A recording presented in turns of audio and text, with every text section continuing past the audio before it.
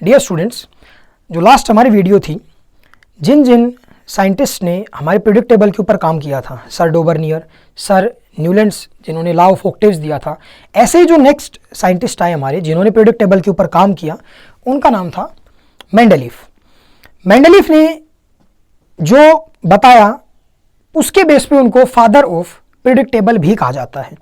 Actually में जो अभी हम पीरियोडिक टेबल पढ़ रहे हैं, मॉडर्न पीरियोडिक टेबल, वो सर मेंडलीफ के हिसाब से, उनके रूल के हिसाब से नहीं बनी हुई है, बट जो इन्होंने काम किया पीरियोडिक टेबल के ऊपर, उसके बाद जो नेक्स्ट साइंटिस्ट आए, जो हम नेक्स्ट वीडियो में डिस्कस करेंगे, जिसको इनके नाम के ऊपर अभी भी हम पीरियोडिक टेबल को जानते हैं। The father of modern periodic table अगर कहीं क्वेश्चन आता है तो आप मेंडलीफ का नाम बताएंगे। तो इन्होंने कैसे क्लासीफाई किया, देखिए। मेंडलीफ जब ये पीरियोडिक टेबल को बनाने लगे, उस समय पे 63 एलिमेंट्स डिस्कवर हो चुके थे और इन्होंने लगभग 63 ही एलिमेंट्स को क्लासिफाई कर दिया था। इनका जो रूल था वो इन्होंने कैसे क्लासिफाई किया, इन्होंने 63 एलिमेंट्स की प्रॉपर्टीज कार्ड के ऊपर लिख ली और फिर उन कार्ड्स को एग्जामिन किया।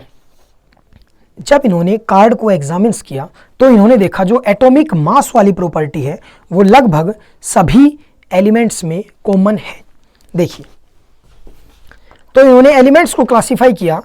Mendeleev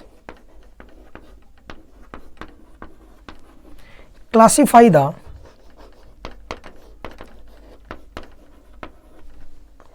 elements in the property which resembles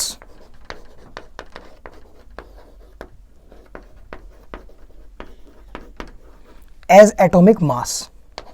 तो कभी भी आपके पास एक क्वेश्चन आ जाता है कि मेंडलीफ ने एलिमेंट्स को किस बेस पे क्लासिफाई किया था, तो डियर स्टूडेंट्स वो था एटॉमिक मास। अभी जो आप पीरियोडिक टेबल पढ़ रहे हैं वो एटॉमिक नंबर के हिसाब से क्लासिफाई हो चुकी है, बस ये डिफरेंस है छोटा सा। अभी मेंडलीफ ने ये बता दिया कि जो एलिमेंट्स होते हैं उनका पीरियोडिक फंक्शन होता है एटॉमिक मास। अब इसके स्ट्रॉन्ग पॉइंट्स क्या क्या थे, इसके कौन कौन से ऐसे पॉइंट थे जिनके बेस पे इनको बोला जाता है कि ये फादर ऑफ पीरियोडिक टेबल है। तो पहला स्ट्रॉन्ग पॉइंट सुनिए डियर स्टूडेंट्स, जो बहुत ही इंपॉर्टेंट है। इन्होंने कुछ एलिमेंट्स के लिए पहले ही स्पेस छोड़ दिया था जो कि पीरियोडिक टेबल में बाद में डिस्कवर हुए और उनकी वो बिल्कुल एक्यूरेट पोजीशन थी। उनको इन्होंने नाम दिया था इक्का, जो एक संस्कृत का वर्ड है जिसका मतलब होता है वन। मींस इक्का एल्यूमिनियम, इक्का गैलियम,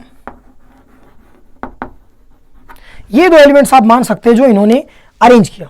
अभी देखिए स्टूडेंट, इनकी ऑक्साइड का फॉर्मूला भी वो पहले ही बता चुका था। जैसे के लिए अभी आप पीरियोडिक टेबल में पढ़ते हैं E2O3, अगर मैं इसकी जगह एल्यूमिनियम पुट करता हूं तो ये Al2O3 बन जाएगा। सेम फॉर गैलियम, G2O3 ये भी बन जाएगा। जो इसका सेकंड स्ट्रॉन्ग पॉइंट था डियर स्टूडेंट्स, नोबल गैसेस जो कि हमारी हैं,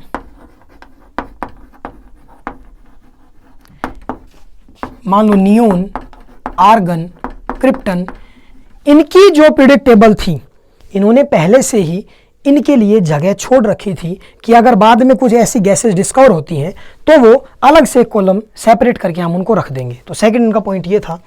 जो थर्ड पॉइंट था, इनके में एक तो वर्टिकल कॉलम्स थे, वर्टिकल कॉलम्स जो कि थे 8, और इसी में जो हॉरिजॉन्टल रो थी इनकी डियर स्टूडेंट्स वो थी 6। तो ये इनके कुछ स्ट्रॉन्ग पॉइंट्स थे जिनके बेस के ऊपर हमने बताया कि इन्होंने पीरियोडिक टेबल के ऊपर बहुत अच्छा काम किया।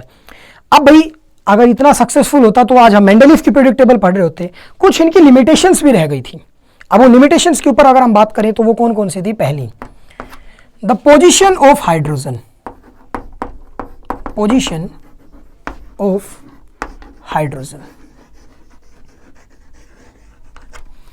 ये हाइड्रोजन जो एलिमेंट आप पढ़ रहे हैं, एलिमेंट नंबर 1 एटॉमिक नंबर जिसका 1 होता है, ये उसको पोजीशन नहीं दे पाया था। और सेकंड जो इसका मेन लिमिटेशन था डियर स्टूडेंट्स वो था position of isotopes, position of isotopes. अब ये देखिए क्या है, हाइड्रोजन के उस समय मान लो 3 आइसोटोप थे,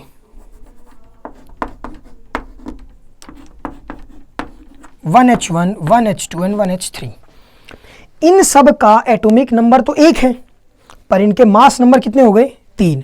तो हाइड्रोजन को अगर हम अलग कॉलम में रखते हैं क्योंकि मास के हिसाब से, तो हमें इसको 3 अलग अलग कॉलम देने पड़ेंगे।